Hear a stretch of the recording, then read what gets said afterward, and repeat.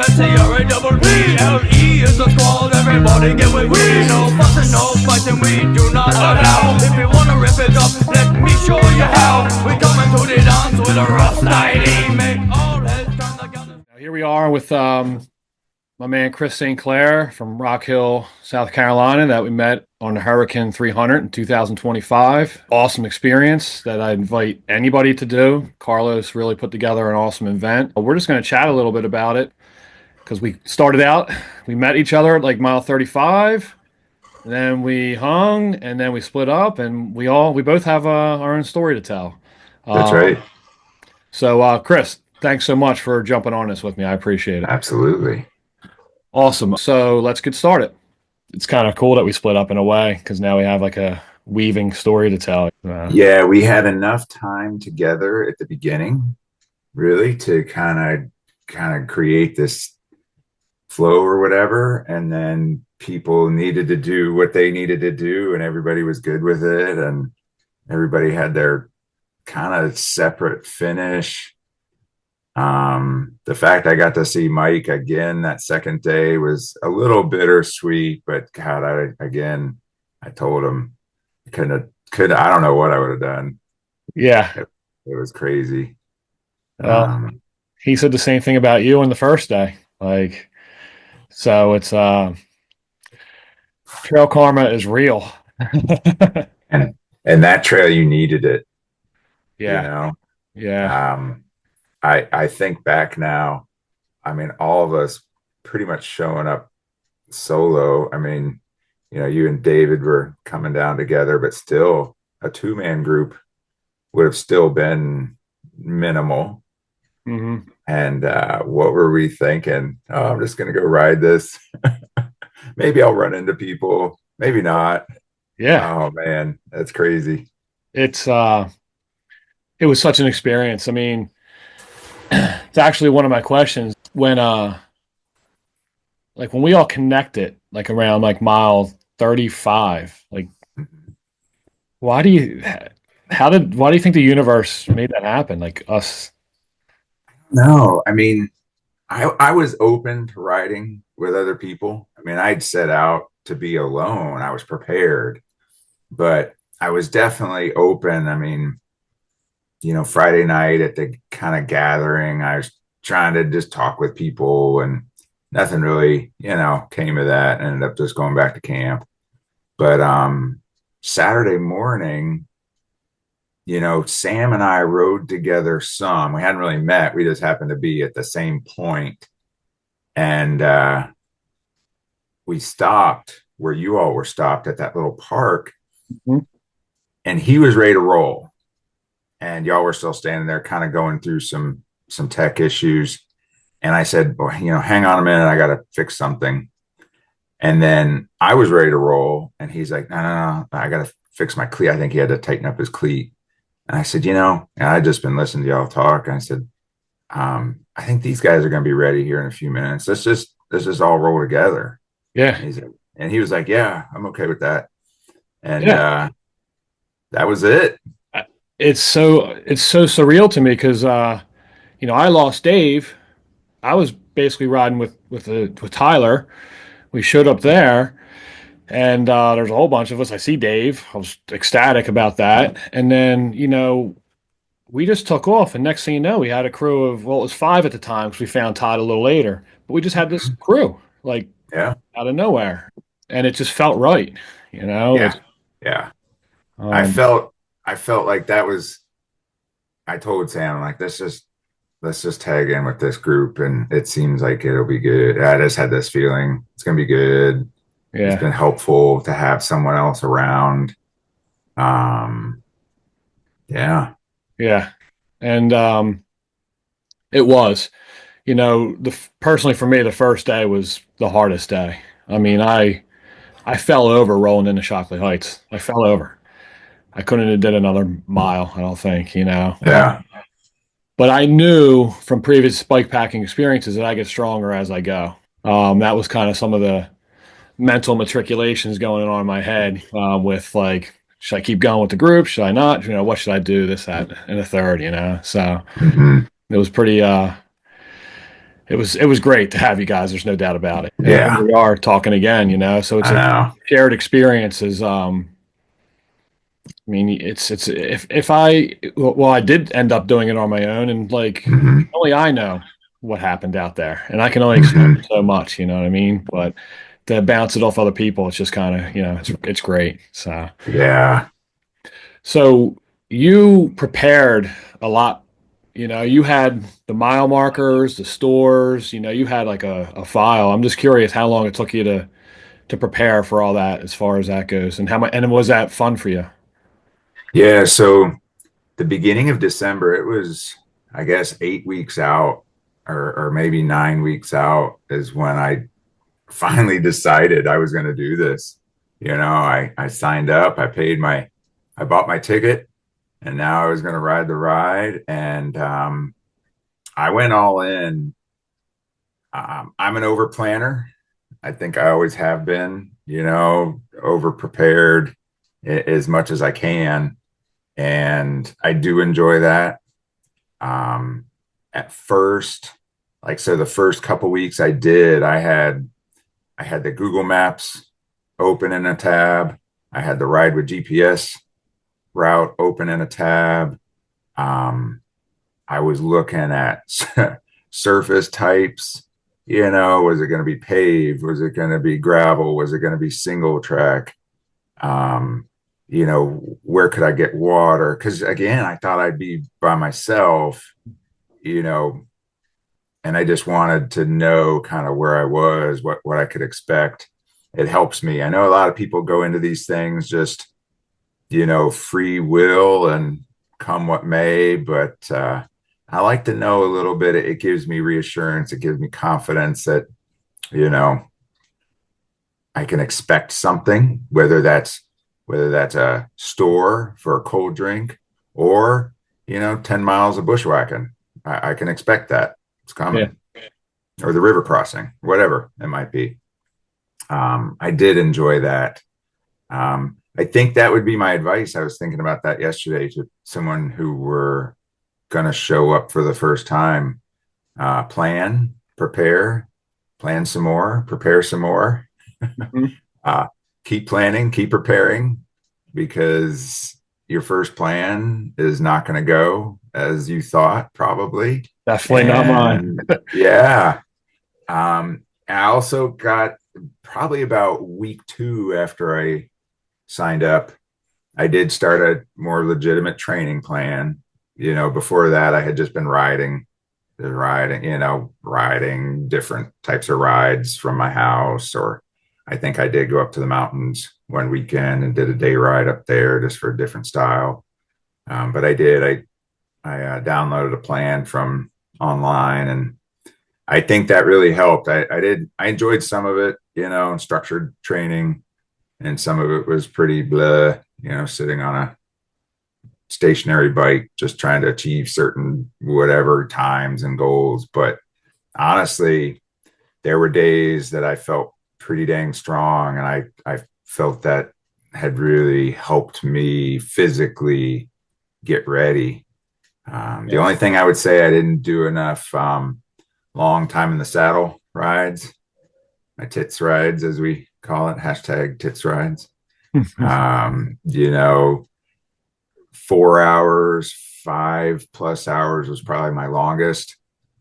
That would have been a half day for us, Gotcha. Yeah. right? Yeah. Yeah. We all know I took off on that day when at the hotel. I was like, I'm out. And actually, you were great because, you know, you looked at me, you were like, do it. There's something about, you tell me, but there's something about it that I think almost like you knew I was going to do that. Got it on video. I was showing my wife yesterday. I can't remember what I said now, but it was like, yeah, I mean, it was time to go. Yeah. And that's actually just because you're touching on training. That was reflective of all the training that I did. Well, I mean, I did I trained hard. I rode long. I sacrificed. I was a volunteer for my little league. I stopped doing that so I can get ready for this. Hmm. And it just was rolling in my head like, you know, you got to get a long day. You got to push. You got to Hmm. do this. And I did the same thing that you did with like the maps, the GPS file, everything. I wasn't as detailed, but there was so much preparation for it. I just want the ride. I just had that. I just wanted to take off, kind of thing. And Yeah. really cool that you were just, you could just tell that you were like, yeah, man, go west, young man. Yeah. I mean, we were all so similar in so many ways. I mean, I thought we were at similar capabilities, comfort, for the most part, we kind of average right in there. But also, each person had their own point where um, they were feeling it. It was good or not, Or you not. know, Hmm. or, some of us just, yeah, realize that it's okay. Yeah. Yeah. Yeah. I We've mean, seen, when Dave was like, yo, my ankle or I'm sorry, his knee, yeah. hey, all good. You know what I mean? Yeah. And No shame in your game, bro. when I repeated this to different people at different points, something I learned in some different training years ago was first question is, do I have to be here? Yeah. Right? If you Yeah. don't have to be here, then you can go to your second question. Do I want to be here? Should I be here? But if the first question, I don't have to, not being paid for this, I have a way out, Yeah. then honestly, you know, that's important to understand and get into your head mentally Mhm. that if you don't have to be there, it's not worth risking serious injury or serious, Yeah. consequences. I Yeah. mean, Or just being down or just becoming miserable because of something that mm, you signed up for. Pain is not to be ignored. I mean, of course, uncomfort is part of this. I've been kind of trying to encapsulate it into a quote, like this challenge and bike packing, and I kind of was saying to my friends, you have to be comfortable with discomfort. You know, yep. um, Yep. How much discomfort are you comfortable with? yeah, And that helps decide a lot of your days. absolutely. Which day one, I went into it thinking I'm going to get the samurai camp 114 Mm-hmm. miles. I could not have Mm-hmm. gone any further than where we went. Mm-hmm. That brings us to day two, where we did 65, and Mm-hmm.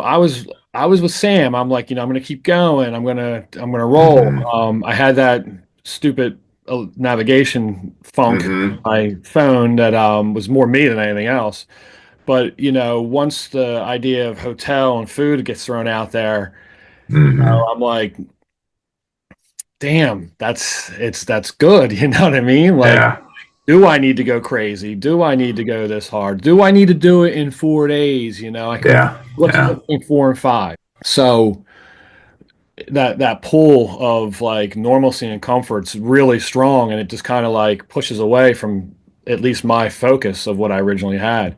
Now, with Mm-hmm. that said, once I got sleep in a nice bed, once I had good food, once we had good breakfast, I was like, okay, I knew I wanted to go hard and I was ready for it. Mm-hmm. Um, Yeah. so so I need it. The way everything turned out is exactly the way it should have for me personally. Can say the same thing. And the reason I think so for myself was how I felt my last day. I wasn't like, limping, like hanging over my bars into the end. I Yeah. rode in feeling like almost the best I had the entire Oh, time. wow. Yeah, Wow. my last day, I mean, I was out there just smiling by myself.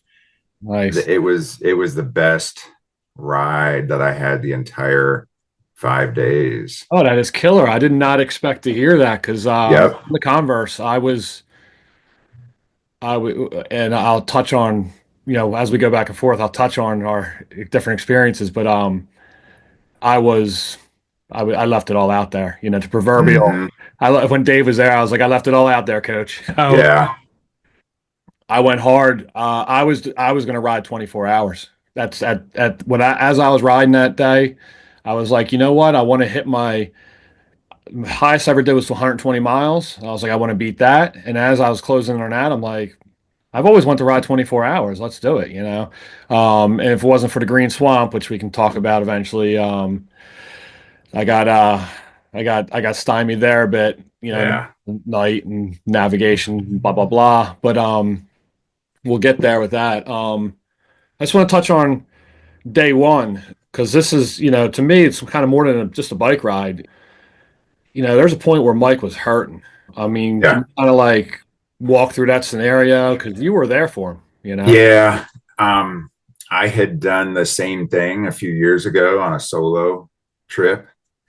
And thankfully, my dad had agreed to SAG with me for the first like 2 or 3 days, I think.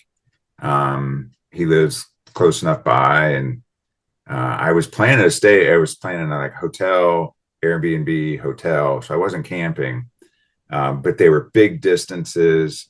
And day two, I bit off a lot more than I could chew, and I wasn't smart. And by the end of that first day, I looked a lot like Mike. I was about a mile, maybe less, from the Airbnb. My dad, I knew he was already there because he had passed me on the road. And I was cracked and I was weaving. I could barely get enough like speed to keep my bike up. Mm. And I kind of just fell over and on the shoulder, and I texted him. I said, I can't even go a mile. I don't even Yeah. think I could walk that far. So I saw it in him, and I knew you just got to pause, and you just got to take the time. So we did. I could tell it was crucial that we had to get some water, whatever that looked like. Yeah, we had run out. I don't even know what, an hour before. We all kind of together. I know Mike and we kind of pooled our water together, make sure everyone had the same amount there at one point as we Well, were we were trying to get out of depending that on that trail. that one well, and as I always say, bike packing rule number 4081: don't ever expect anything to actually be there, even though it says it. And the well was Yeah. dry. Yeah. And I could see his reaction. I said, all right. And so I'm in the mode at this point because of how we got through that ghost trail, you know, again, from a previous type of training I did. You're only as fast as your slowest rider. Hmm. It's not your goal to keep up with the person in front of you. It's to keep eyes on the person behind you. Mm. And he was behind me at that point. So I just thought, I'm only going to ride or move, if you will, as fast as he is. So he's like, let's filter water here at that lake. I said, yeah, that's great. He had a, good setup. And there was a couple there, this Canadian couple who were boondocking, who were super friendly from the get-go. And they had some water, and we filtered. And I knew we'd be all right at that point. We're just going to take a little time to recover. But again, you think about, well, what else do you have to do? There's nothing. Yeah. Just take care of yourself, right? If you can move forward, you can. If moving forward means recovering, then that's what you do. And then it was just a matter of a little bit of time, and the sun started to kind of close down, and you could tell the temperatures started Yeah. to drop off. That was, I think, important as well. We were in the You hot know, sun a long time that day too. yeah. Remember doing Um, it. and so it didn't take long after that where I could just see his chin kind of picked up a little bit again, and he didn't feel as, yeah, he was talking more. Puking helped him. Yeah, honestly, we got a little electrolytes in him, and I was surprised. I figured that I've used that in the past as kind of a boost. Just shoot those electrolytes like goodies. I don't even mix them in the water because I don't want, at that point, you don't want water with taste. You just want water to kind of, and I was getting him to just put it in his mouth and swish it around. That was something my brother had shared with me, just as a way of like kind of quote unquote hydrating without Mhm. actually just trying to swallow a ton of water, right? Keeping that mouth from getting the cotton mouth. Maybe a Mhm. mental thing, I don't know, but it did. He was doing it, and then we were rolling, and then he threw up twice, I think, and then he said to me immediately, I feel so much better. Yeah. And Yeah. his pace picked up, and it was still light out, but it wasn't hot and sunny. I think we poked out of the forest at that point. We were more in some little neighborhood, and you Yeah. were rolling a little bit. And I mean, you caught right up with us, and it says a lot about your character that to help him like that. But I gotta say, yeah, out of all of us, you just seem to be in tune with each person. You just had this special insight. When I had my problem with the phone and the challenge trail, I mean, you saw me about to like throw my phone into the bog, and you just kind of, you kept me cool and everything and calm like that. That was great, and I kind of felt, we did the same thing with Todd when he got the flat. That was a tough moment for him. We were like, all right, just we got you. Take it easy. Here's how you fix it, and just like to your point a lot. Slow is fast. Fast is slow. yes, I'll say it again. Yeah. Smooth is fast. Slow is smooth.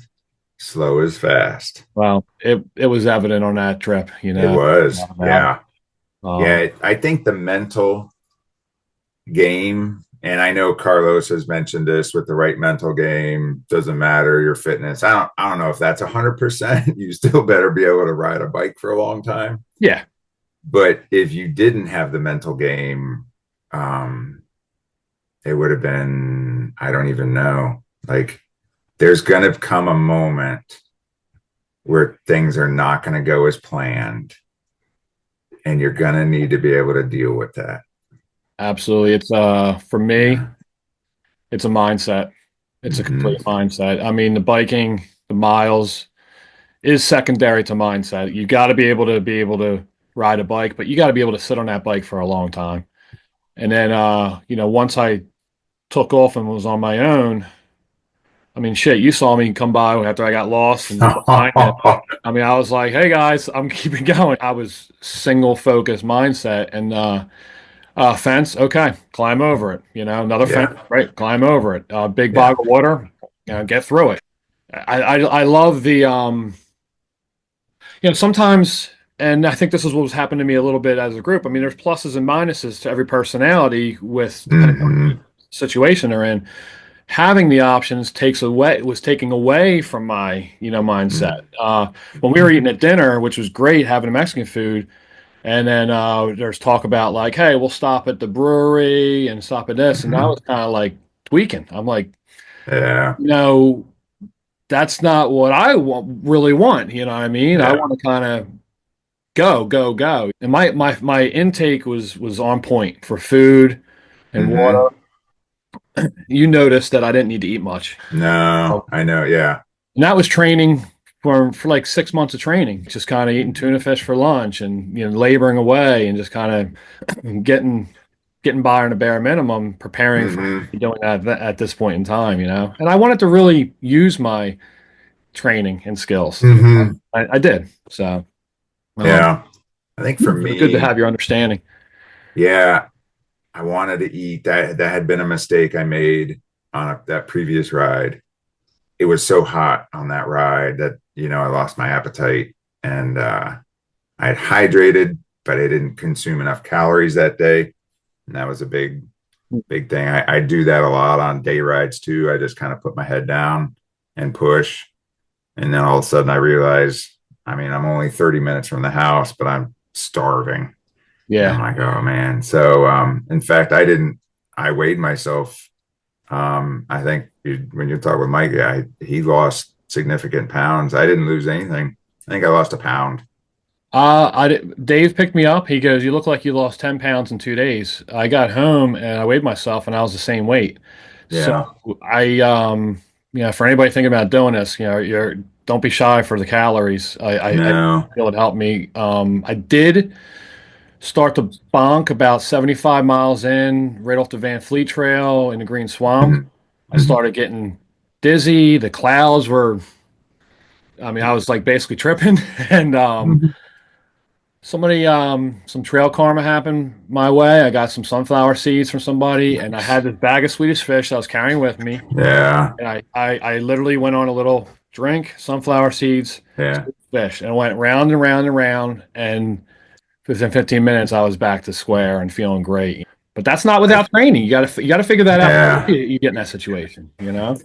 I think one thing you and I had in common, even though it was approached in different ways, is the goal to finish. You know, you were ready to hammer because you were going to finish it.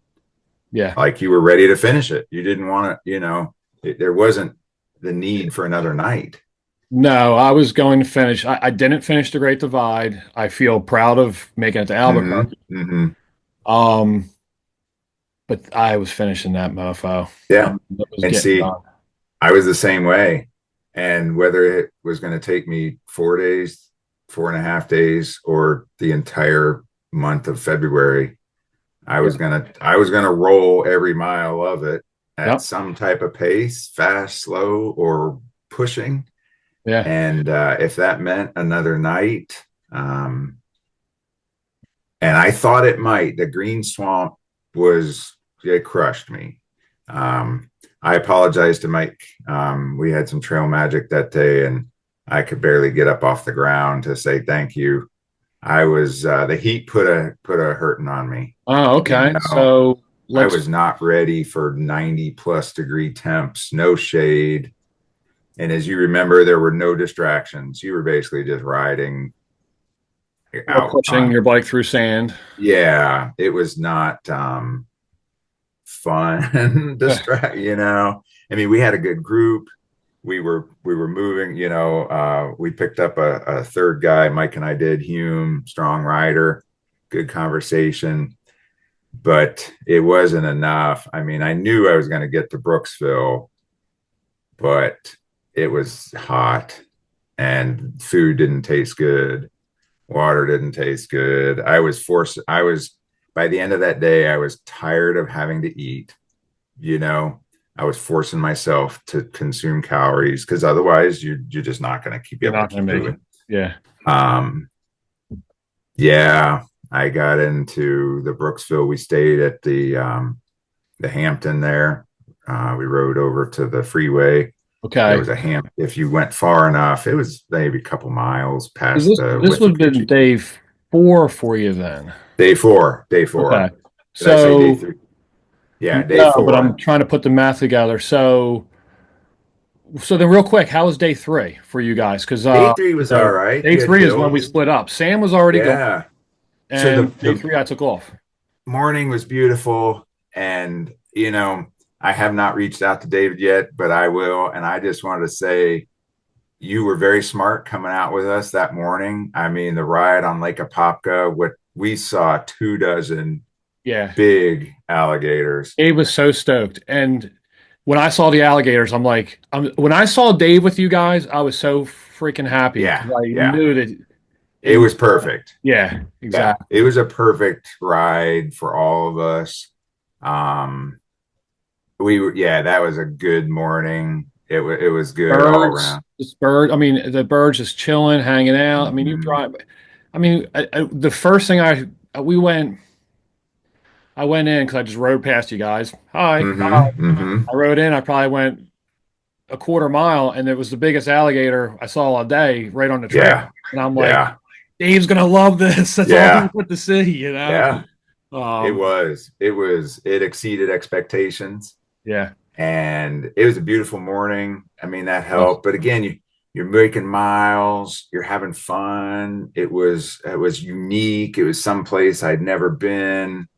Things I hadn't. I mean, I'd grown up seeing alligators growing up in Florida, but those were big, they were and big. it's just fun to ride up by them. And Yeah, the lake was beautiful. There wasn't. especially I when mean, you're from Philly and you don't even see a turtle, let alone an alligator. I yeah, mean, it was it was cool. energizing. So energizing. Yes, yeah, it did. Huh? It did. I think between the stay, dinner, and then going right into that, it got everyone stoked again. And you're getting miles in, as opposed to the pace the days before, which might have been a little slower. That always helps. You feel good. Yeah, After that, we're hills, and we all said, super smart of Dave not to ride up these stupid hills. It because from the hills to the other side of the Green Swamp, maybe even further, all the way to Croom, it was just pedaling. yeah. The Pyrenees were So for me, training at 70 feet per mile up here in Philadelphia area, I was like, how bad can they be? They were bad. After doing all those miles, and I was cruising at like a 13 mile per hour pace pretty much the whole time because it was Mhm. conducive for that. And then I look at this freaking road going straight up in the air, and I'm like, okay. And it took a lot out of me. It took all my mental fortitude to kind of deal with them. And the bad news is that I didn't know when they're going to stop. And the good news, I Yeah. didn't know when they're going to stop. So Yeah. kind of took it as each hill came. And I knew though from, talking to you and talking to everybody that after the Pyrenees, I was going to be Mineola or Hmm. eventually Claremont is where I ended up. Hmm. Um, which by the way, I did the greatest thing in the world. I stopped at Epic and I walked in there. I was like, look, I don't want to bother you, but if can I borrow a stand? I'll do everything. I was going to lube my chain, clean my chain. Yeah. Yeah. That was great. And Nice. I rebuilt my basic drivetrain. I mean, it was rusted. Yeah. I mean, it was like, remember when you lubed your chain at one time? I'm like, dude, you need to lube that thing. Yeah. I was Yeah. like that, sand and everything. That got me Hmm. through the rest of the ride. There's no doubt about Nice. it. But that was a nice little stop, and I got a big break there and Yep. took off Yeah. after that. Yeah. Yeah. We crew. I mean, Where'd you end up Todd on day and three? what's that? Where'd you end up on day three? We made it to Willow Tree. Okay, So we stopped and had a epically long, relaxing lunch at the checkpoint at the brewery. okay. Carlos was there finishing his lunch, so we got Oh, to nice. check in with him. That crew from Western North Carolina. We're sitting there eating lunch. The young guy who had brought his daughter, so we talked with them for a minute, and we kind of rolled in. I don't know, maybe 1:30, and we stayed probably a good hour and a half. And once again, it kind of let the heat of the day pass. Hmm. And because we knew we weren't far, we were going to get to Willow Tree. Mike had reserved a campsite, so we knew. And I called ahead. I said, listen, this is what we are doing. Do you? Yeah, She's like, oh, we've got room. I said, okay, thank you. right. We'll see when we get there. That's a good There's a feeling. there's a Publix en route, so we pulled into that Publix. Um, I needed some snacks. I got some trail mix and a couple cans of Coca Cola for later on, and everybody kind of did that. And then it was an easy roll, other than crossing the highway, easy roll into Willow Tree. We got there before dark and pulled in, and in fact, they had a room. Mike got a room that had bunk beds and a single bed. So he said, and he took the bed, and I slept in one of the bunk beds to get some AC. Oh wow. Um, I could have camped. I didn't feel horrible, but you know, it just made for a little bit easier morning. It was a real humid night. Like it got real foggy and humid, and Yeah. packing everything up in the wet would have just taken a little bit more energy. Yeah, that's something. And we can go on about this, but I apologize somewhat to my family. I'm like, I realize I didn't. I know you kept saying make sure to take pictures and do this and be texting me. For me, I had to dedicate almost every bit of my energy to going forward, You whether and me that both. meant Yeah. pedaling, drinking, eating, navigating, Yep. logistics, recovering. Yep. There was not time or energy to just be doing other things. You and me both, bro. The movie will lack some of the footage that some of the other ones can because when you're laser focused, stopping to take a picture is no bueno. You know what I mean? I And was really surprised by that. it's not to say that I don't want people to think it's not to say that we're not stopping to smell the flowers. Oh And no, wasn't literally, racing.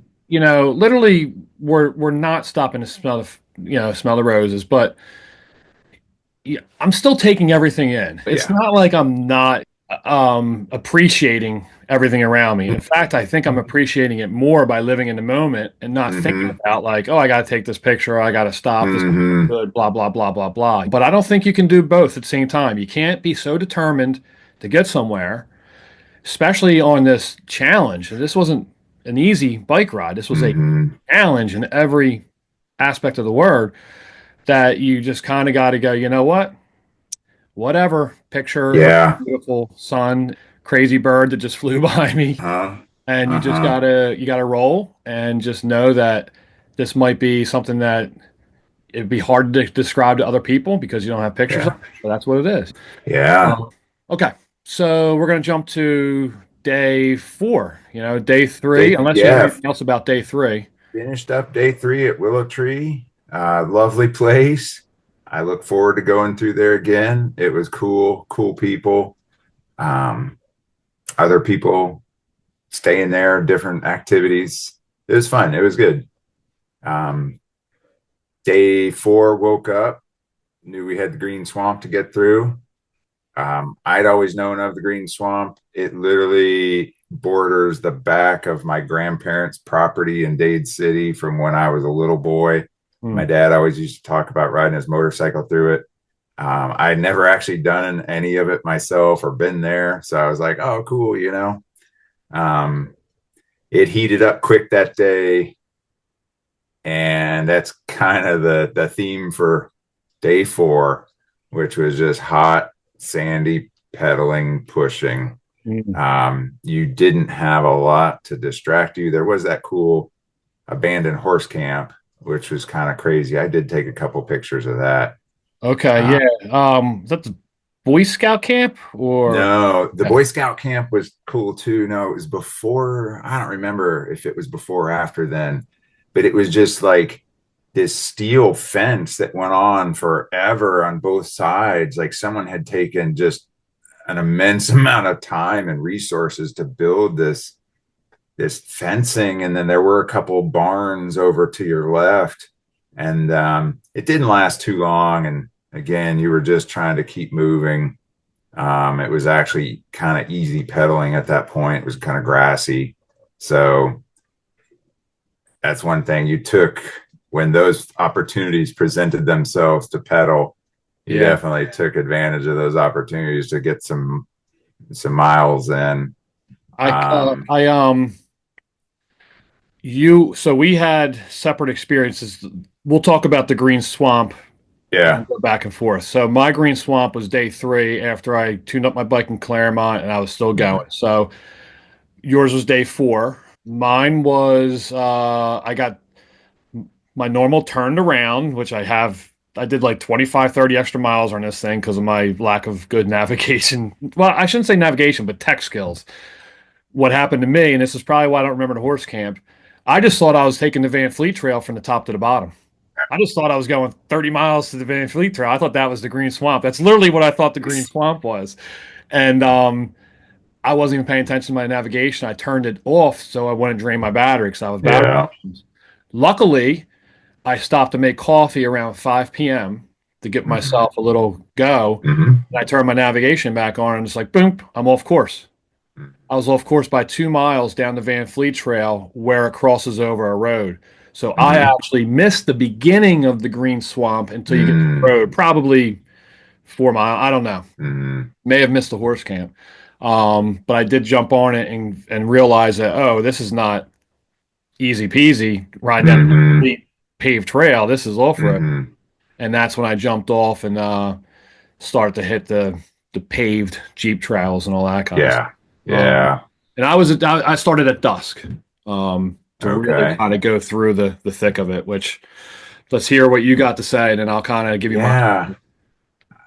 I wonder if I'm jealous of that. The one time I did ride after dusk, it felt pretty good. I just know that going through it in the middle of the day, I knew that that road 471 was kind of the midway point. I kind of had that carrot hanging out in front of me all morning. Just keep moving to that 471. We got there about 2 p.m. Hmm. and we sat in the shade for at least an hour 15. Michael shared probably more about that. He was able to arrange some Yeah. trail magic, and that was a lifesaver. Nice. I can't wait to It meet him. was just something different, you know. Again, that section was just kind of a grind. You were just, yeah, you were just trying to keep moving and get through it because, like you said, there'd be moments. And I also knew from Mike having ridden that, you know, that home field advantage, that the west side was going to be worse than the east side. So Got it. mentally, I knew save a little, keep a little in the tank. And that was tough for me that day because I didn't have a lot to begin with. Hmm. I was probably about 85% that morning when we set out. And by the end of the day, I had dropped down considerably my battery, my body's battery. So, but I knew it was going to get through by, you know, any means necessary. We were walking a lot more, and to be honest, it felt kind of good. It was kind of like that day too.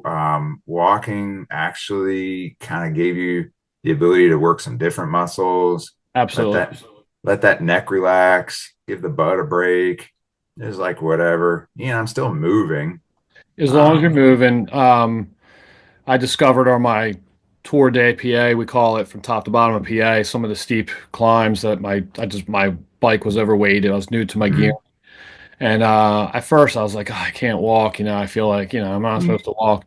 Then I was like, you know what, walking's helping me, getting mm-hmm, over these peaks and using those different muscles, stretching out the calves, mm-hmm. all that helps. So I have definitely dropped that ego thing about I just got to ride the bike every single pedal stroke and use the walks every once in a while as a respite and Yeah, yeah. recharge, Active recovery. except for the fact you're in sand down there. That's Yeah, a little more difficult. Up here in PA, you're walking on gravel. Down there, I mean, when I was forced to walk, I'm walking across literal, it's sand and everything, and it's like you're just looking for a place to put your bike, your feet, and there's never really a spot. that did become, thankfully it became comically ridiculous, Yeah. like, I mean, honestly. And then the swamp section at that, I don't know, probably 100 feet of swamp at the very end of the green, you could hear the Oh, road. wait till I tell you about that. Wait till Yeah, I tell you about that. we were, it was just getting sunset. We could hear Cortez Boulevard, and both Mike and I are familiar with that area. So we knew, I mean, it was just a matter of like minutes, and we pushed through this big sand pit for, it Hmm. was kind of long. And yeah, he was just letting it rip. He was not a happy camper. I was just laughing. Yeah. I mean, we were just kind of laughing at ourselves. We get through it, and then the water, and we're like, oh, let's look left or right, and Mike's like, nah. And he just took his shoes off and just started walking right through. He's You like, went through it. we can't. And he's like, we're too close. We're spending more time trying to think. He's like, this one we're just gonna muscle through, and we did. Yeah. Um, So, how deep was that 100-foot stretch? Because I got it. mm, That's what stymied me at one maybe o'clock in the morning. By the way, so it was different. we went to the left side of the road through the cypress, Yep. and it was probably just above our ankles. Yeah. Okay. That's what I did. So you didn't go through the middle of it. No, I don't know Gotcha. why we didn't. Just because I wasn't sure the depth. It really looked like the sides were shallower Yeah. than straight down the middle. All right. Let me. I don't know why. Yeah, Without that's what further we did. ado, let me tell you the adventure of the Green Swamp for the Philly boy. Yeah. Um, Doing great. I got over that bonk that I talked about earlier around mile Mm-hmm. 75. Hard packed Jeep roads. This is cool. As you said, it got cooler, so I just was getting more energized. My boy Robin, who I do a lot of bike packing trips with, he knows that I start energizing around 5 p.m. So that's like my time where I train back here. I had a big thing of coffee. I was ready to go 24 hours. In fact, I texted Dave and I was like, dude, I'm going for this. I'm gonna keep Mm. going. Not saying I would have made it, but I was going for it. Mentally, I was locked in. So I'm going through the green swamp. Now it gets dark. And sometimes you're not on these Jeep roads. Sometimes you got to go basically bushwhack to find these paths. Yeah, there Um, was a section, wasn't there? yeah, like I got onto a road and I had to turn back off. Mm-hmm. And I mean, there was times where I spun around in a circle with my light like 6 times looking for a path that I couldn't find. And I just had to kind of deduce it by my navigation blipping, going, hey, wrong path. Um, if I wasn't so focused, that would have been unnerving, but I was just having a Mm-hmm. ball. Like, I'll Mm-hmm. find it. And then Mm-hmm. also there was the whole like, well, what the hell else am I going to do? I'm in the middle Yeah. of this freaking swamp. I have no other Yeah. choice. I have to just keep Mm. going. Yeah. The Boy Scout camp was very difficult to find that trail at like, we'll say 11 o'clock at night. I mean, I was like, where is this thing? And eventually I saw the palmettos, Mm-hmm. a little like brush through, like I'm in Vietnam or something, this trail. And then you just got to kind of push through, and I saw Mm-hmm. the white flashes on the trees. There you go, the blazes. And I'm like, there we go. So, again, kind of using previous experience and, just kind of survival skills to kind of get through, still having a ball. And then it got really like those ATV roads. So they were sandy and this and that. And I'm pushing, I'm riding, I'm pushing, I'm riding, still determined. And then I look, my GPS or the navigation shows Meg's Hole, which I Mm. remember you talking about day one. Mm-hmm. I just forgot about it. I just Mm-hmm. passed the damn thing. And it's got like a little picture of a person swimming. That's how it describes it. I'm like, oh man, what am I going to do? Yeah. So I get closer and closer. It's probably about midnight now. And there's Meg's Hole in front of me. And I mean, all I did was literally pick up my bike so my flashlight could shine for gators. See no eyes flashing back at me, so I feel I'm safe. And I have no idea how deep this thing is, so I just start pushing my bike through. It was about like, well, it was exactly chamois level, thank you, Oh man. right? Yeah. So I'm pushing through, and eventually I'm realizing that I got to pick my bike up a bit. Yeah. I pick it up, I get to the other side, not really a big deal. Right. My battery, my phone's down to 10. I did that on purpose because I was just going to plug it in my charger that had 100%. The only thing I can deduce is that when I was going through Meg's Hole, I think maybe one of my wires was hanging down and it got wet.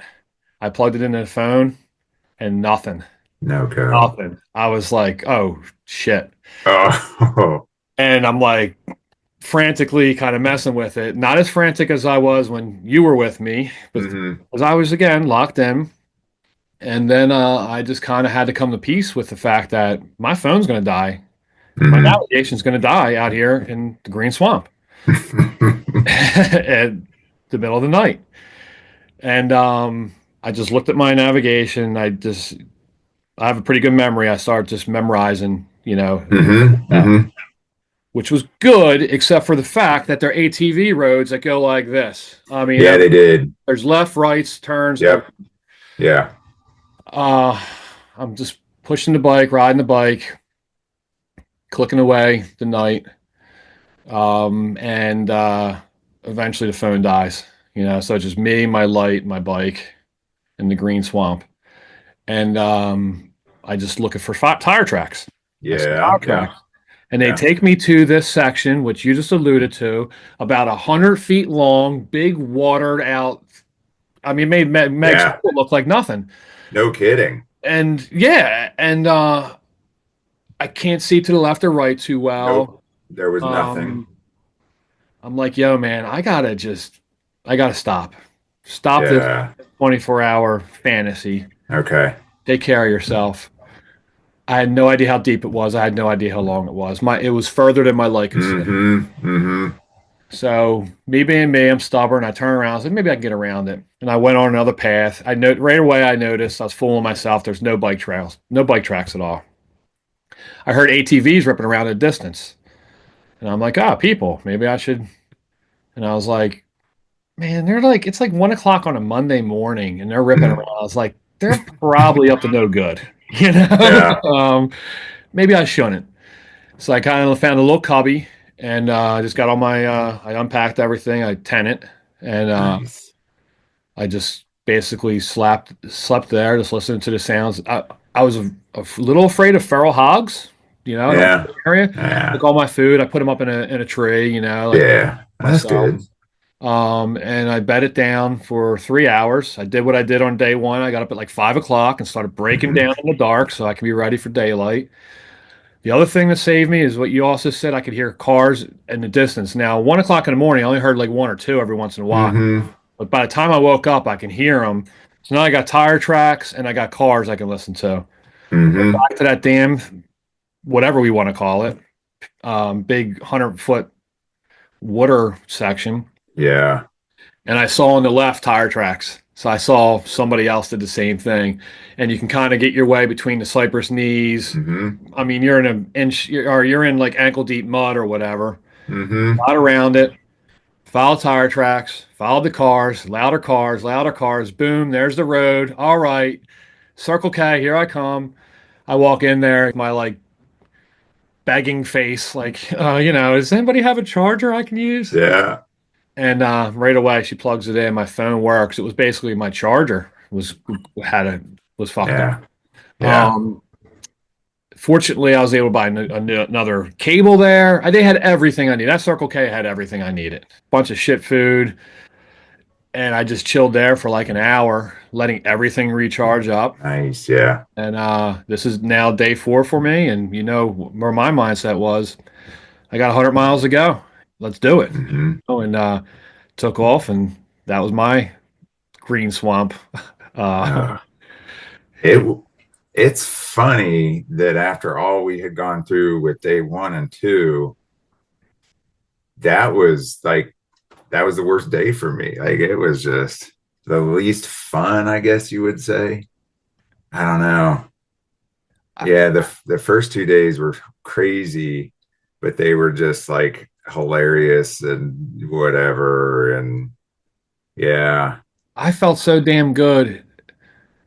So it wasn't. It was probably the hardest because I that day I had the Pyrenees Hmm. and the Oh, swamps. that's true. You know, Oh, so in that was one probably day. the hardest day, but it was the most fulfilling day, and maybe that's how it Yeah. works. I Yeah. mean that's just how it works. That's cool. Um, so that was exciting. So you guys stayed where Yeah. then after that? So For when your you get on Cortez, the big highway, you made a left, you rode a little ways, and then you picked up that Withlacoochee Trail right there. yeah, It okay. crossed underneath.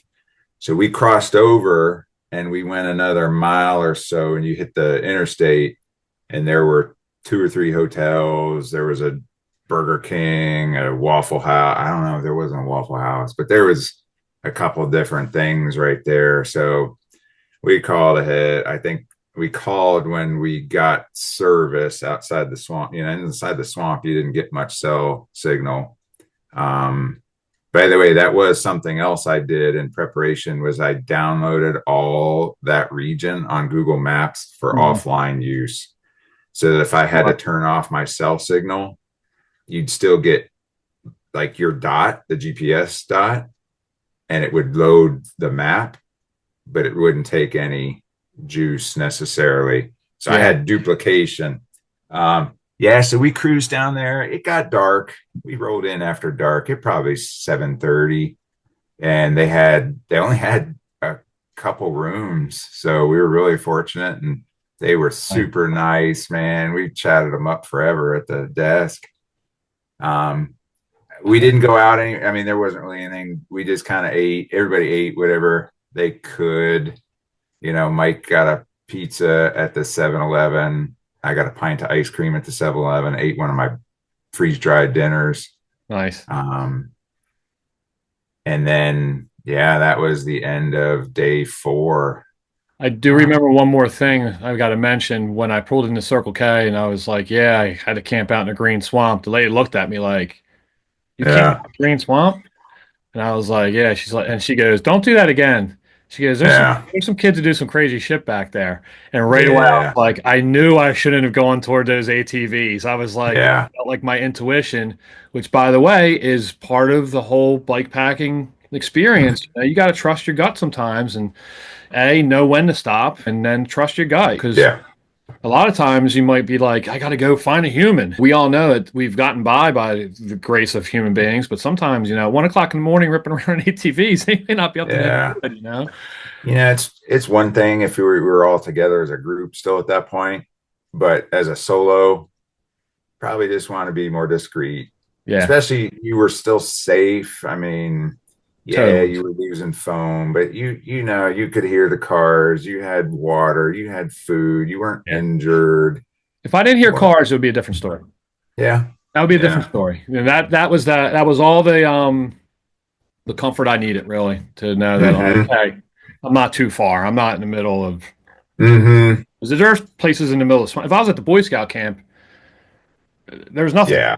Nothing. No. You know? Even if you had turned around and gone retraced, Oh, you yeah, still would have been a full day to anything. absolutely. Yeah. Yeah, I mean, you were at moments, you were a long ways from, and that'll be part of my day 5 when I ran into mechanical trouble. It thankfully happened at a point where I was able to solve it with Nice. minimal disruption. All right. Well, Yes, then, before we get that, I'll just kind of spell out my day 4 started. I just started riding the With Haluchi Trail with a coochie. with a Coochie. And I get to the Crooms trails, and Mhm. I have a decision to make. I just did 156 miles. I got 3 hours of sleep. I did another whatever and 15 to get there. And I can just probably take this thing straight and cut out this 25 miles of single track. And all Yeah. logic says to do that at this point in time.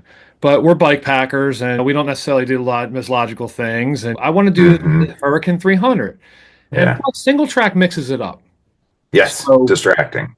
I basically was like, I'm doing this thing. I got this. And I jump on those trails, and it was almost like broken up into 3 different types of trails. The beginning was like Hmm. really nice single track. Oh, And yeah. when I got to the middle, and it was like a bike park with my Oh, footed bike, that beat me up. I was like, whoa, man, like this is the kitchen sink getting thrown at us right here. uh, Um, and all I can think in my head is like sometimes I just go for a 25 mountain bike and that's it.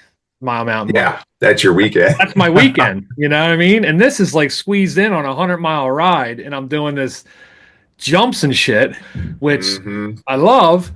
But as a bike packer, when you're losing it a little bit, what I do is I try to go grateful and gracious. And all I can think of is like all the work that these people have done at these trails and how grateful I am that they did this and the cool little like deer heads with like, chains and chains Yeah. around. Turning my attitude from like, God damn, this is tough to I'm so happy that these guys made this for but guys, women made this for bikers, all of us, and here I am, enjoying this, and it just really kind of spun me in the right direction. And then Hmm. thankfully, it turned back into like more just smooth Hmm. mountain Hmm. bike trails until I can bust out of there and get to Lake Lindsay. So I guess your day started out of the Hampton, Yeah. and And you start rolling, and you did the I Crooms Road. was I was ready. I don't know. And one thing about my whole week is I did not sleep well. And that's weird for me because I usually sleep well and I need a lot of sleep. That's just part of just who I am physically. I don't always operate on minimal sleep. So all week I was lucky to fall asleep by 11:30 or 12, Hmm. which is so crazy because you're so exhausted at the end of the day. Yeah. Think you no matter what you just crash. And every night we'd go to bed and I would literally toss and turn from 9:30 till almost midnight before I'd fall asleep.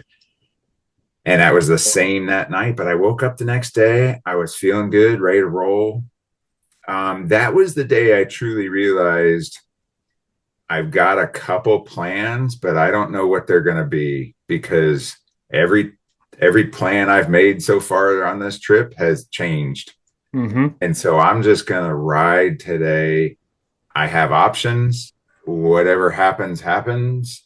Um, I had called my wife the night before. I'm like, we've got some big, this 2 nights before. I'm like, we got some big days. Like, I don't even know. And she's like, well, why? I'm like, well, because you got to go this far this day to get to this far this day. She's like, well, why? I'm like, well, then otherwise you're not going to finish on day 4. She's like, so? She's like, just whatever, Mm. just take another day. I'm like, okay. That really took some pressure off finishing. Yeah. So what I'm hearing is, and I think it's true for me. Sometimes you got to give up the plan. Yeah, You I got was to just give gonna up the damn ride. plan. Yeah, With respect to all the planning that you did, which I think is proper. I know that when I took off, I had no plan, and I had the yep, best days that I had. It sounds to me yeah, like you had this day that you yeah, had no plan is your best day. absolutely. Mike and Hume, the guys I was riding with, they both shared that they were dealing with some physical and not something you really wanted to just push through. It wasn't worth even whatever.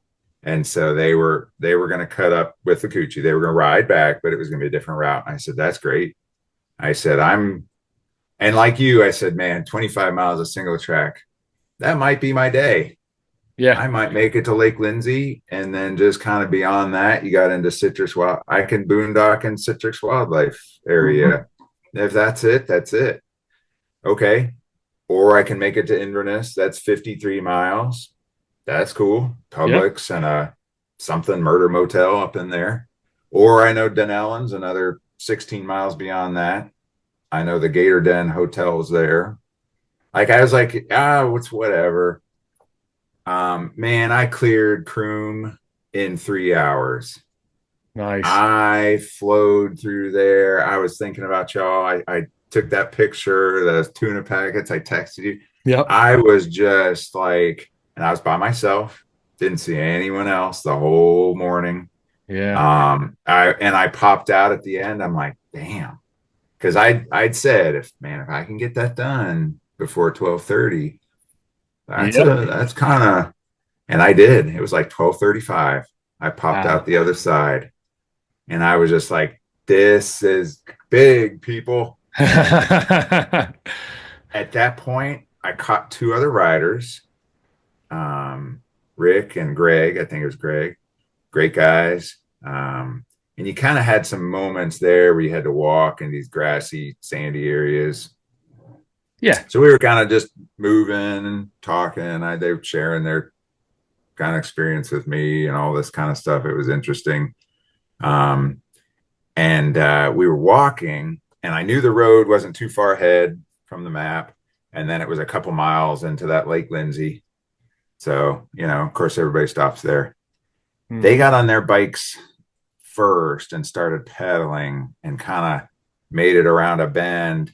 And like I said, I was enjoying walking, at moments. I kind of walked a little bit more, just taking a break after. I think I rode the Croom pretty, other than some of the technical stuff I walked. I didn't ever really pause much in No, Croom. no, it was just let's Yeah. do this. I got on my bike to start pedaling. I probably put 2 hard pedal strokes and poof, I hear my back tire blow out. And I'm like, okay. I'm like, I got this. It's like, whatever. No. I laid the bike down. I look and I could see sealant coming out my sidewall, like where the bead is. And still, I'm like, whatever. I got this. Uh-huh. Hit it with some CO2 and Uh-huh. we're going to keep rolling. I hit it with the CO2. CO2 goes flying out the bead. I'm like, hmm. I'm like, okay, just relax. It's not hot. Where I was out of the sun, I was in the shade. I was behind those people's big kind of fences and stuff. Okay, so you're at that little Grassy. yeah, they had it was a lot of it was very big horse area. Yeah. A lot of Yeah. ponies and horses back there. Yeah. Okay, I know exactly where So you're I'm at. like, whatever. I'm Yeah. not thank God I'm not in the middle of Croom. Yeah. Um, I had my bike from that point to the point it was ready to ride again in 38 minutes. I took all my bags off, flipped it upside down, pulled my rear wheel off, put the tire off, put a tubolito in, reset the tire, mounted the tire back on, put all my bags back on, had it flipped and ready to go, about 38 minutes. And I'm just like, look at this, look at this.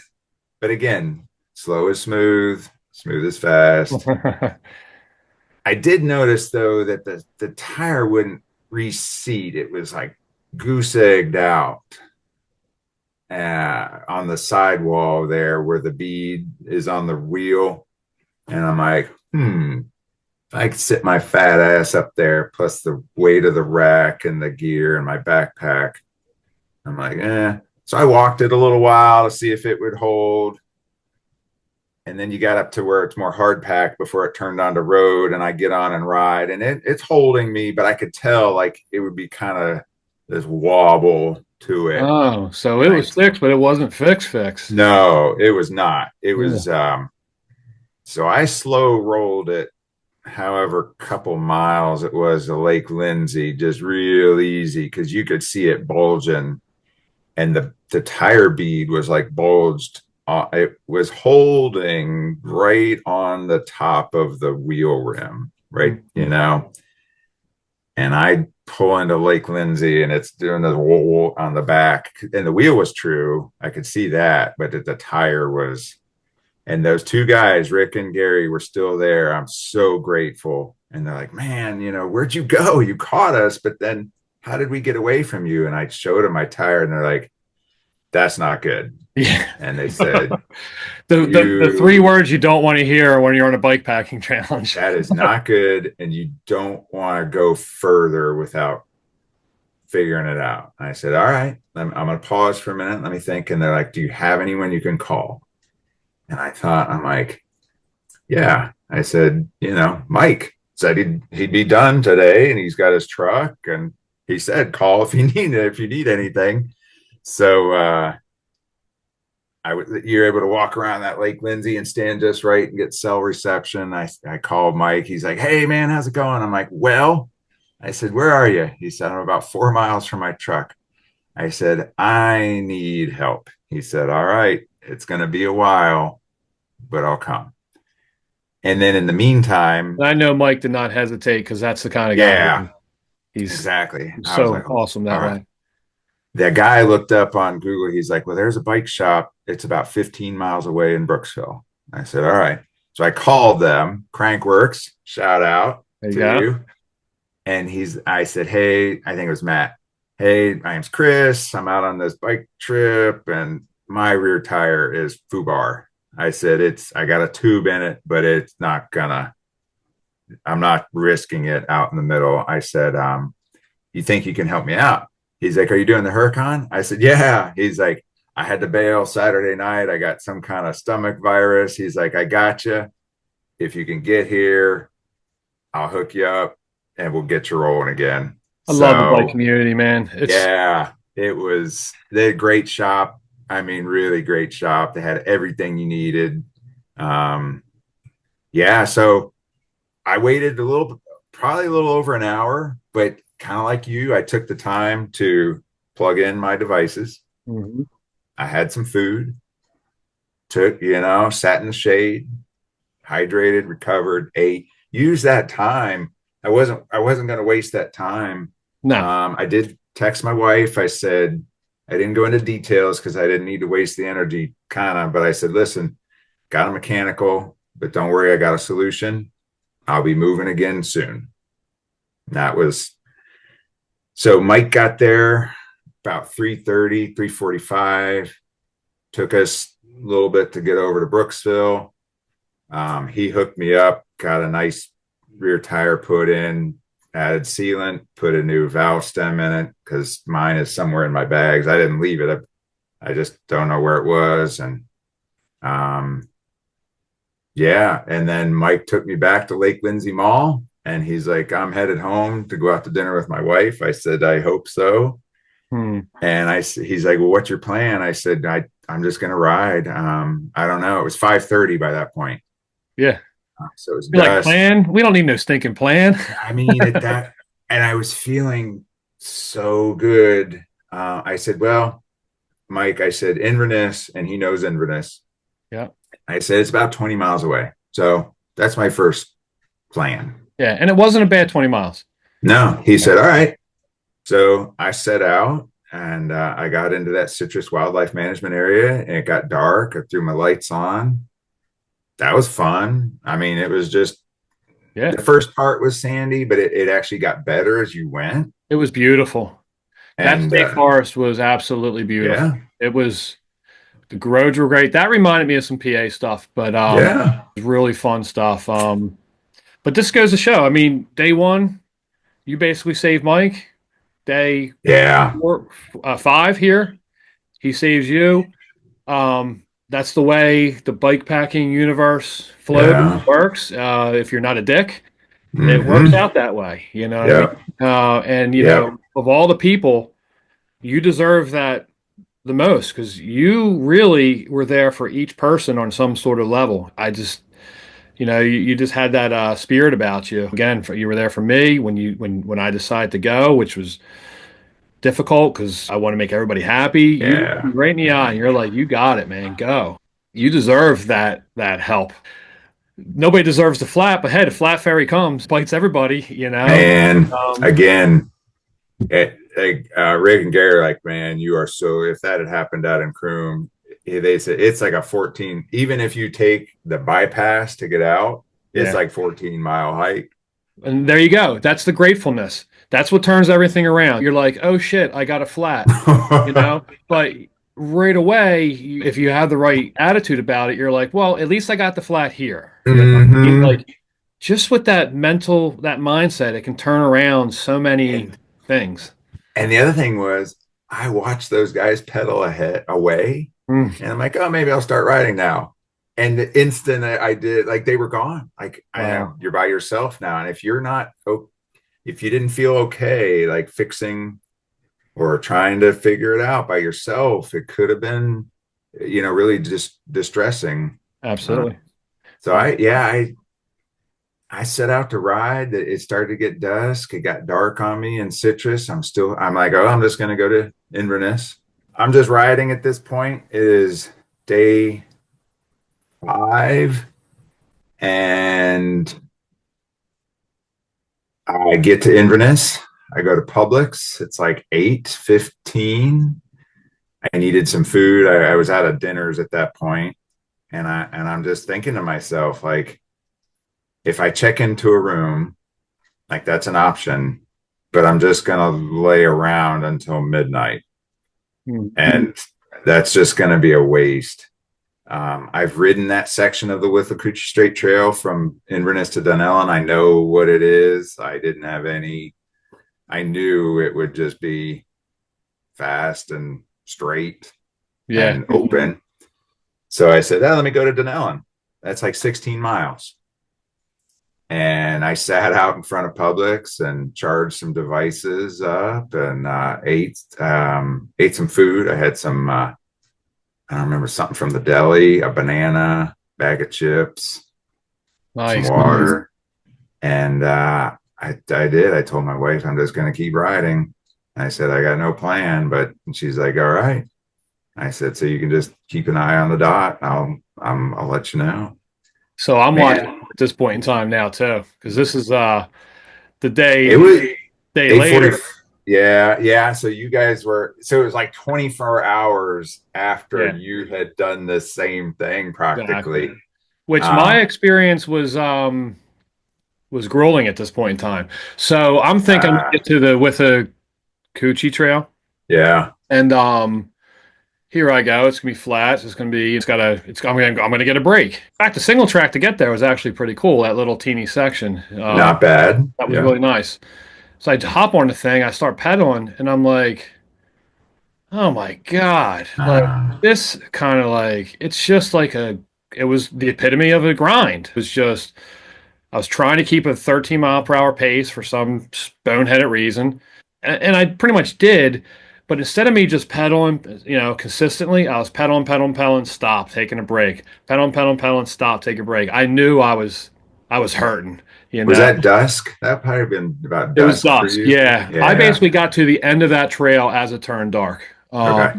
All I had to keep myself enthused because it was basically slow, boring grind that I thought was going to be my happy time. Again, bike packing rule, don't expect anything. And I was expecting this to be like a nice little do do do. Nah, I had to like literally just grind away at my soul to get to the end of that thing. Of course, I did, and then getting to the end of it, it was actually pretty kind of some quick downhill kind of road Yeah. stuff, Yeah. which eventually took me to the last gas station. I was stressing a little bit about my damn phone chart ever since Mm-hmm. the whole my phone has been dropping quickly, all kinds of stuff. Mm-hmm. But I was able to hook up my dyno, my Mm-hmm. light, and charge my light the whole way. So I did have a Mm-hmm. positive about that.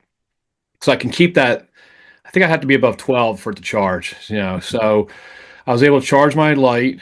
This is where trail karma, I think, comes into play for me. When I was in the middle of the green swamp at a pavilion after when I got my coffee, some local came by, and the guy was hurting. He was hurting. You can just see it all over his face. You know, want coffee? Nah, you know. I mean, yeah, who the hell wants coffee when you're hurting? Yeah. And he's sitting there, and he finally, I think it was hard for him to ask. He's like, "Yo, can I bum like some gels or something from you?" Here I am in the middle of the Huracan 300. You know, gels. I need this shit too. But I'm Yeah. like, "Yeah, man, no problem. What do you need?" And I was like, "I got it with caffeine." And I was like, "Here, take these 2 packs." You know, because this guy was Mm-hmm. in pain. And I was like, "Eat one now, and then eat one halfway through." I was like, "You'll be golden. I guarantee it." The guy was super Mm-hmm. appreciative.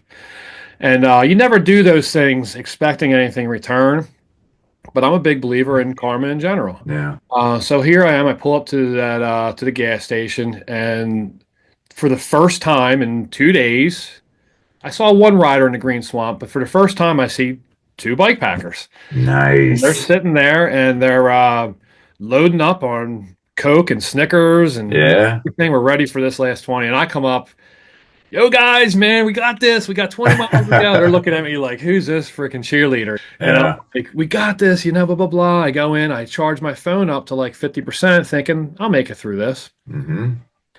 And they take off, and I take off about 5 minutes later. I actually caught them, and I got ahead of them. And then there goes my phone down to like 20% within like, I don't know, like so quick. And I'm like, what the Mm-hmm. Mm-hmm. So now stressing about my navigation and the last 20 miles. And I hate I hate technology. You saw me, Yeah. I get stymied. But thankfully, and I consider it trail karma, these guys just come rolling up behind me and I go, hey guys, you mind if I tag along? Because I might lose my Yeah. Yeah. navigation. And of course, they're like, oh, you don't want to lose your navigation on a single track coming up. No. Um, One other great thing, by the way, that 3 mile stretch on the road, which is a treacherous road, by the way, that's a busy Yeah. No kidding. you really got to be on your P's and Q's there. But tailwind, baby. I was like, I knew it because I knew I was going to be heading east, and I was like, that's going to be Mm-hmm. a tailwind. So that was a great thing. So when I saw them, I'm like, how about that tailwind? They're like, yeah, we're from Ohio. Shout out to Mike and Dave from Nice. Ohio. They're like, we don't get tailwinds out there. I'm like, no, I don't get them in Philly. So that was a great Yeah. world. Um, and then we hopped on the last 13 miles of single track, which is awesome single track. That was a lot of fun. Like that's worth just if you're at Shangri-La Mm-hmm. cruising over there and doing that on your own at it. Mm-hmm. But it's we'll say 8:30, 9 o'clock at night. All three of us are in it's all we have. And we're just pulling each other through. We're taking turns in the lead. Dave and I start chatting about bikes and stuff, anything to kind of Mm-hmm. keep our mind off of the Mm-hmm. slog fest, so to speak. I shouldn't say slog fest because it was pretty rolling. But then you get to a trail that I'm sure Carlos loves that it's the last trail you got to take, earn and burn. Oh yeah. Yeah. And the first thing Yeah. I say is Yeah. like, dude, I was like, I've already earned this and I've already burned this. Yeah. And you're climbing. You're climbing. Yeah. 360 miles in of this Yeah. That's challenge. He's true. got climbs in here for you. Yeah, we're not talking Yeah. trail climbs, but.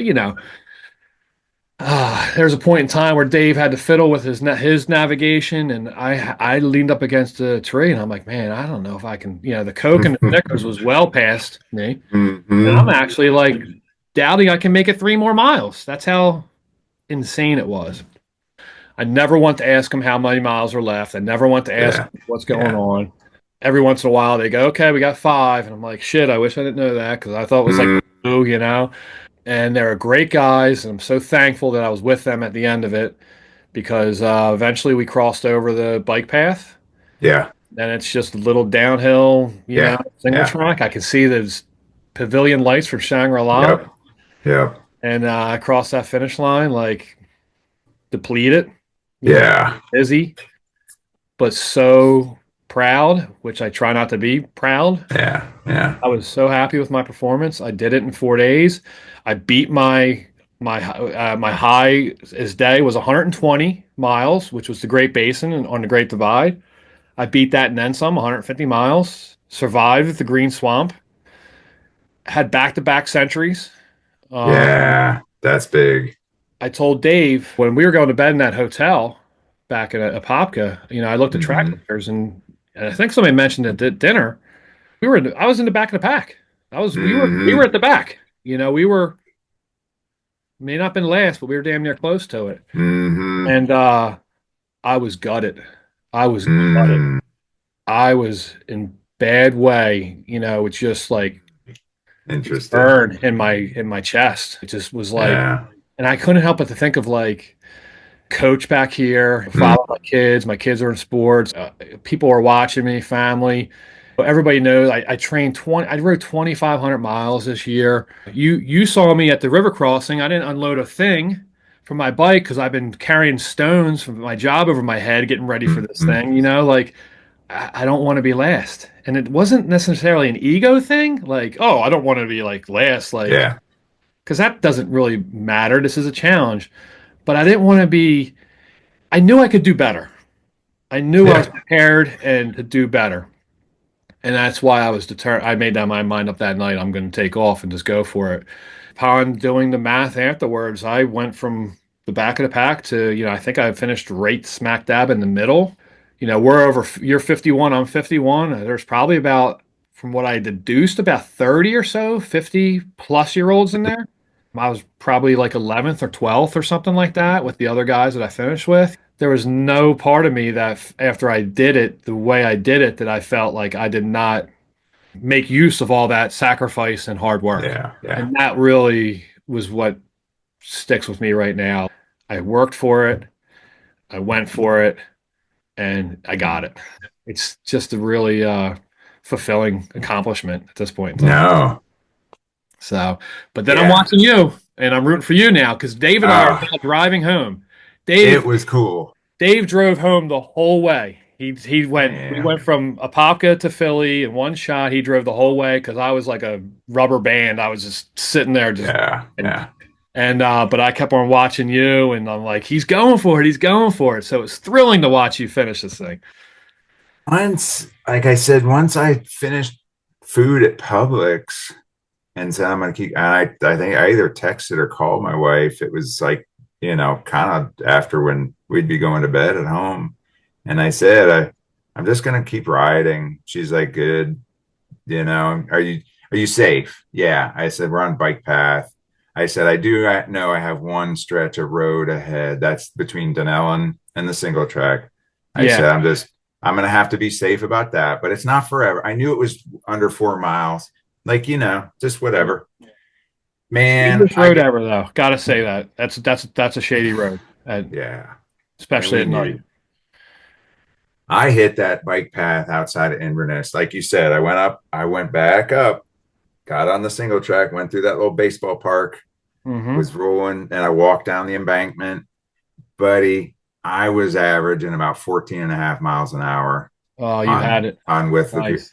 I mean, I was up when it would get a little down. I was up to close to 16, and then I would drop down to about 13.8. I mean, I was just ripping. Mm.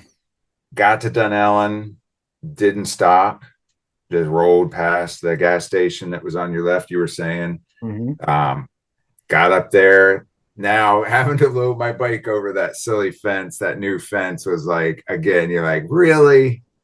Really? I So mean, Dave and Mike had to load their bike over the fence. I found a way through it. So of all the navigation that I messed up on, I found the entrance to that damn fence. I spent a minute. I said, okay, take a minute before you bust something Yeah. like trying to go over it. There might be, and I looked at the tire tracks.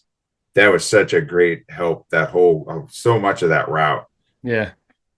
And I'm like, well, I guess this is it. So I did. Um, got through that kind of grassy part of the Florida Trail, whatever. Got up onto the road. I only had 3 cars pass me because it was 10 something at night. Hmm. And I just, gave them space and Yeah. hauled ass as much as I could Absolutely. I was really pushing hard.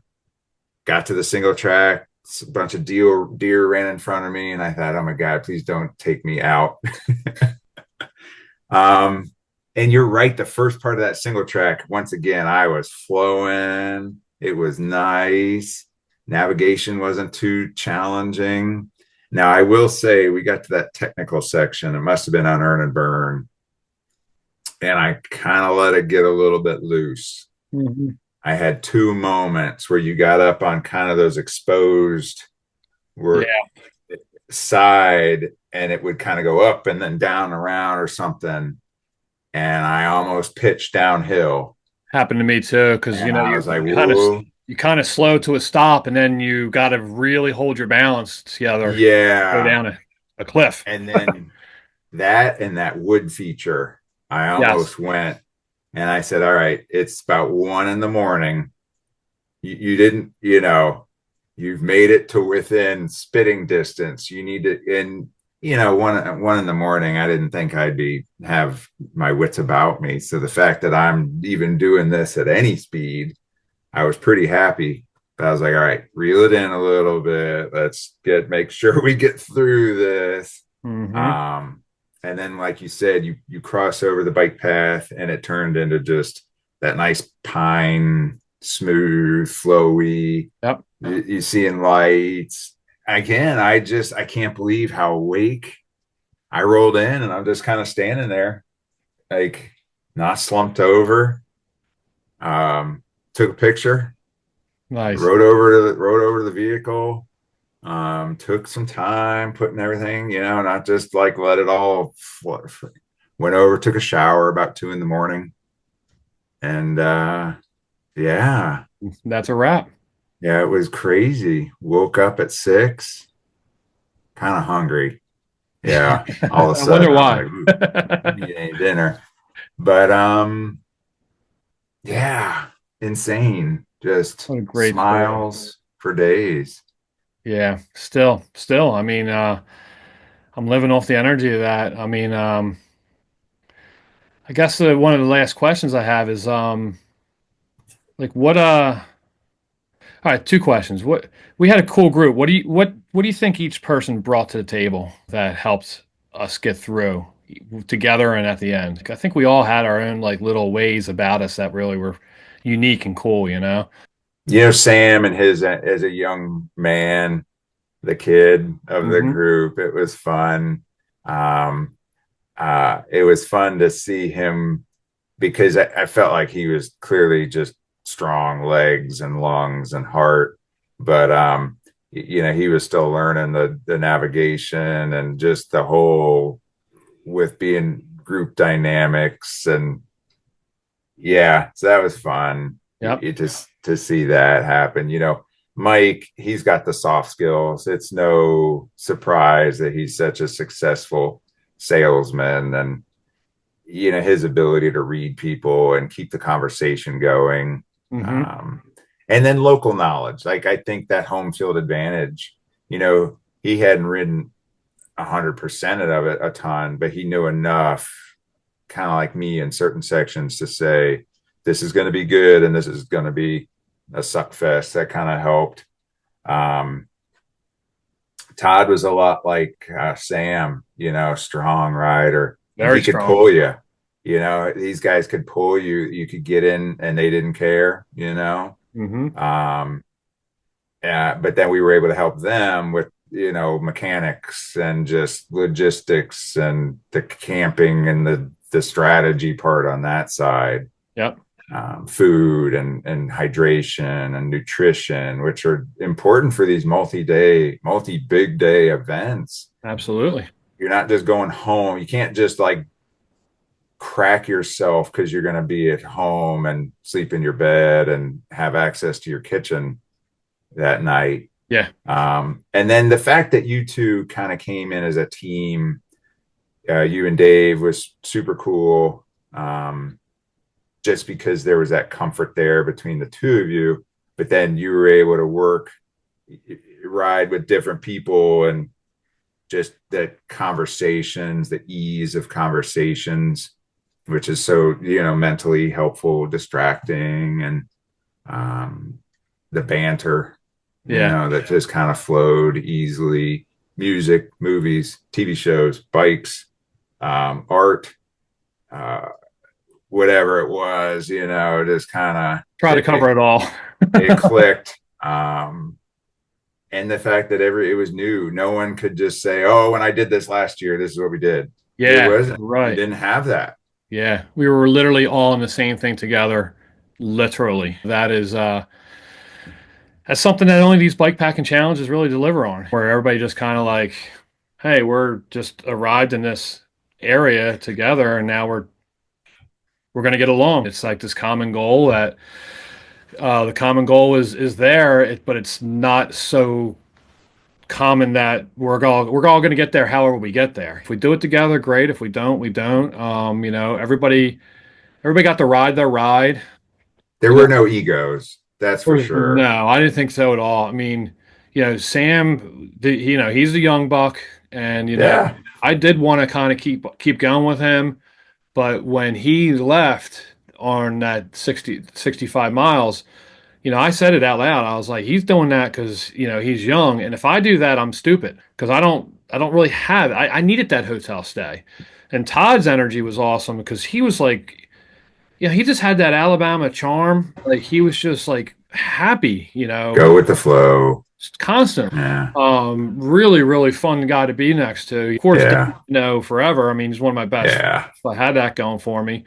Mike, again, soft skills, like you said, the dude just kind of he knew how to keep a team, you know, almost kind of like a glue between us all. And then again, I'm gonna, you know, butter you up. You really kind of had like the guru thing going. You had like the spiritual thing going that kind of like, okay, you know, Sean, slow down or whatever, because I know I have a habit of bringing some intensity, but that's I got to keep that tempered too. So we all kind of brought something to the table that I think helped each ourselves and each other at different times. And that's the beauty of these kind of trips. For sure. It's really something cool that's hard to put into words. But I think Yeah, through this hour and some minutes podcast, basically at this point in time, I think we're doing a good job of it. yeah, no, for And I, sure. I hope anybody out there who's thinking about doing this can feel energized and fueled by this talk because it's 100% worth it to go for this, especially Yeah, us guys on the East Coast, guys and girls on the East Coast. I said it a million times to you. I came from 5-degree weather. This is a really cool thing to happen at this time of the year for anybody who's living in the Northeast corridor and suffering the mm, winter blues mm-hmm, and has that need to do something. It's a really good timed event for people like us. mm-hmm, And then the event itself is a challenge. You don't have to look at it as a race. If you want to, go ahead. mm-hmm. But the best way for me personally was a challenge. Carlos said it, you got to have grit. That was going through my head. We got it. It was wonderful from start to finish. Uh, Start to finish. I told my dad, I'm like, I think this is the hardest, most adventurous thing I've done as an adult. Yeah. Yeah. I mean, you know, I've had 1 day or 2 day things, you know, whatever, but this went on for over 5 days. I rode into the 6th day. I kind of if I hadn't had that mechanical, I think I could have finished before midnight. Doesn't matter. Yeah, sure. Um, We probably I, all could have finished faster, but it wasn't. That's not. That's the last thing I'm going to think about. yeah, I'm like, it worked out exactly the way it was supposed to work out, and I that's felt the so beauty of good it. when I finished that. I mean, that was wonderful. Yeah. And finishing at 2 a.m. I feel like one of those like pro bike packers who do all that stuff. And, Absolutely. you know, like Yeah. I had no aspiration of riding into the night. Like I'm like, why? I don't need to. Um, and but to do it was fun and to feel good doing it. It gave me a lot. It really filled a lot of tanks. And I'll leave this on this question. So, what will this experience, how will this help you going forward? What did you Yeah. learn and how will it help going forward? So will this reframe the way I approach events in the future? Like, will I expect that same kind of like just ride further every day?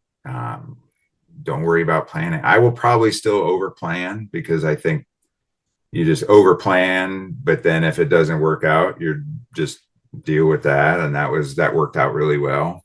Uh, I don't know.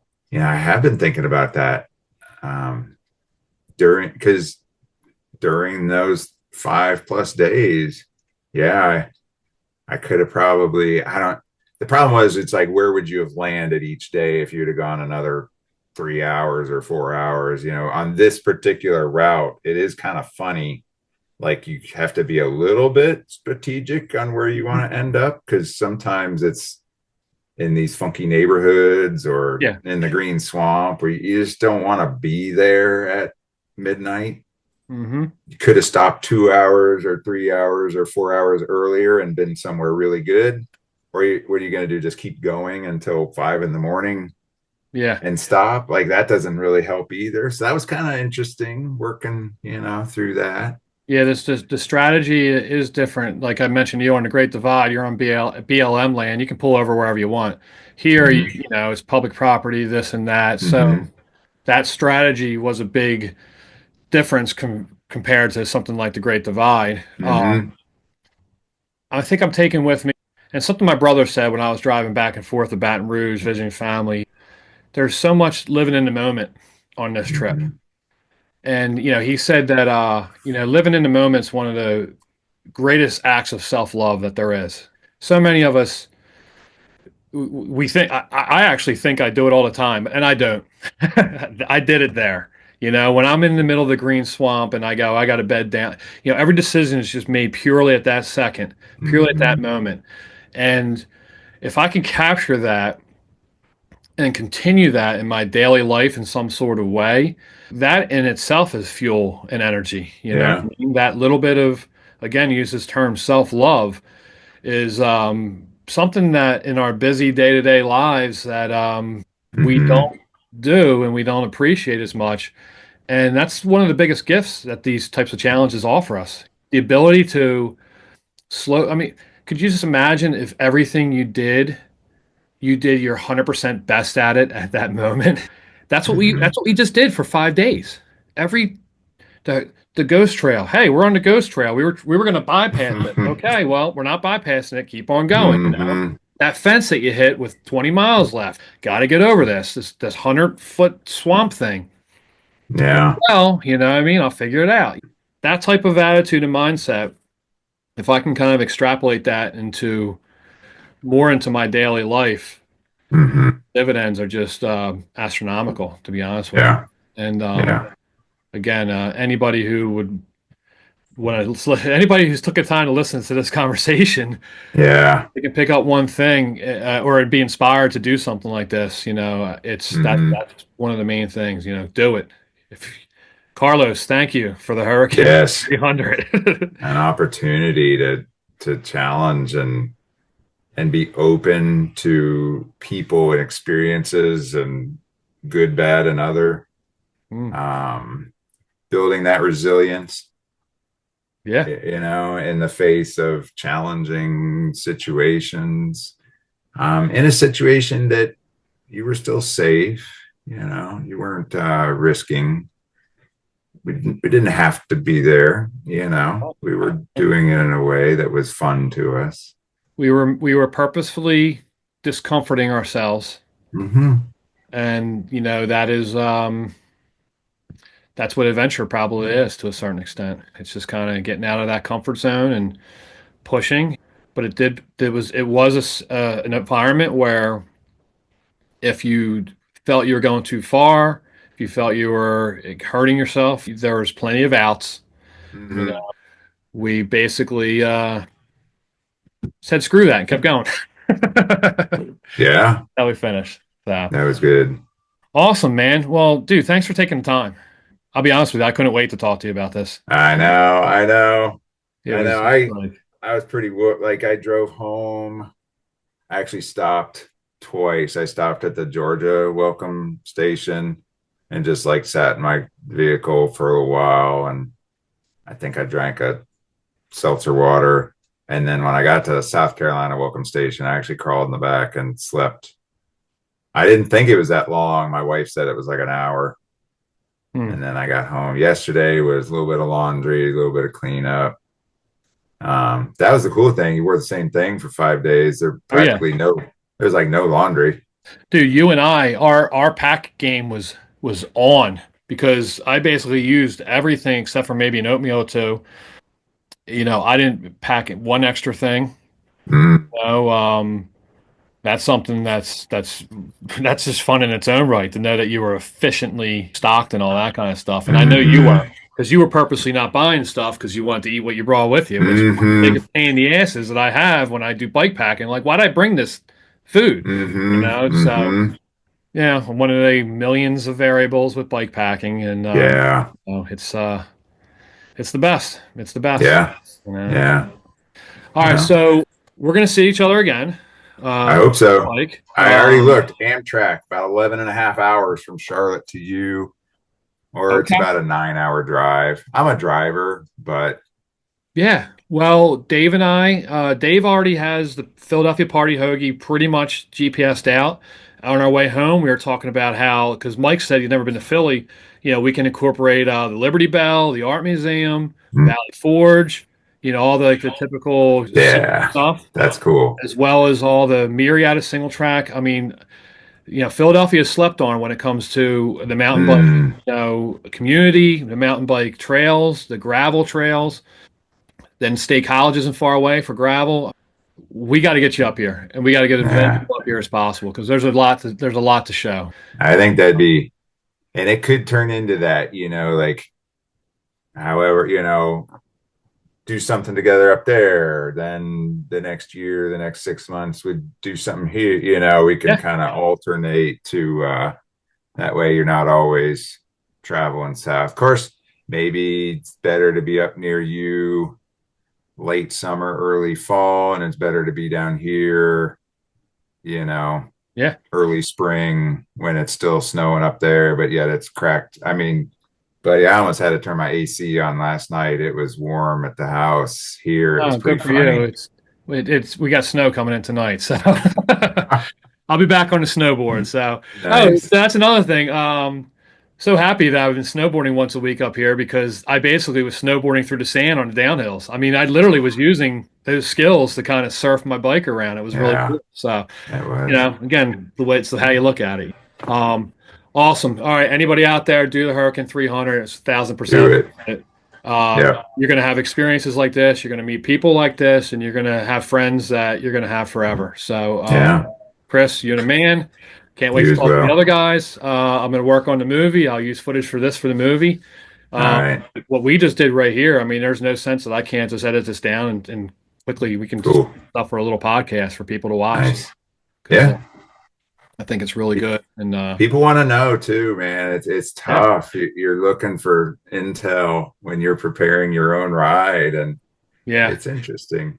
Well, hopefully this gives some people some intel on the approach to take. Yeah. Have a plan, expect for the plan not to work, have another plan, expect for the plan to work. Sometimes forget the plan, you know. Yep.